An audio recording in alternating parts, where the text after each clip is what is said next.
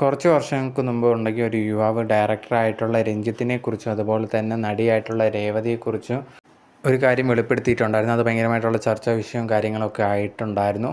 ഇപ്പം ലേറ്റസ്റ്റായിട്ട് രഞ്ജിത്തിനെതിരെ ഈ ഒരു ഇഷ്യൂ വന്നതിന് ശേഷം ആ ഒരു വീഡിയോയും കാര്യങ്ങളൊക്കെ കുത്തിപ്പൊങ്ങിക്കൊണ്ട് വരികയാണ്. അന്ന് ആ ഒരു പയ്യൻ പറഞ്ഞ കാര്യം ഒന്ന് കേട്ടു നോക്കൂ. എന്നോട് ഡ്രസ് ായിട്ട് നിൽക്കാൻ പറഞ്ഞ സമയത്ത് രഞ്ജിത്ത് ഒരു നടിയുമായിട്ട് സംസാരിച്ചുകൊണ്ടിരിക്കുകയാണ്. ആ നടിയുടെ പേര് ഞാൻ വെളിപ്പെടുത്തിയിട്ടുണ്ട്, മാതൃഭൂമി ന്യൂസിൽ ഞാൻ വെളിപ്പെടുത്തിയിട്ടുണ്ട്.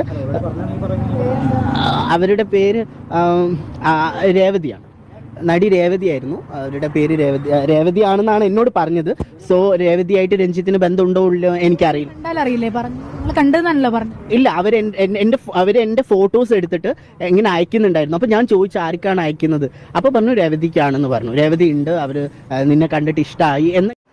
ഈ ഒരു യുവാവ് അന്ന് രഞ്ജിത്തിനെതിരെ അതുപോലെ തന്നെ രേവതിക്കെതിരെയും പറഞ്ഞ കാര്യങ്ങളാണ് ഇപ്പോൾ നിങ്ങൾ കേട്ടിട്ടുണ്ടായിരുന്നത്. ഈ ഒരു വ്യക്തി ഉണ്ടെങ്കിൽ സിനിമയിൽ അഭിനയിക്കണം എന്നുള്ള ആഗ്രഹമായിട്ടൊക്കെ നടക്കുമായിരുന്നു. അങ്ങനെ ഇരിക്കുന്ന സമയത്താണ് ഡയറക്ടറായിട്ടുള്ള രഞ്ജിത്തിൻ്റെ അടുത്ത് ചാൻസൊക്കെ ചോദിക്കുന്നത്. അപ്പോഴത്തേന് ഈ ഒരു റൂമിലേക്ക് വരാൻ പറയുന്നു. അവിടെ ചെന്നതിന് ശേഷം ഇത് കണക്ക് ഡ്രസ്സൊക്കെ അഴിക്കാൻ പറയുന്നുണ്ടായിരുന്നു.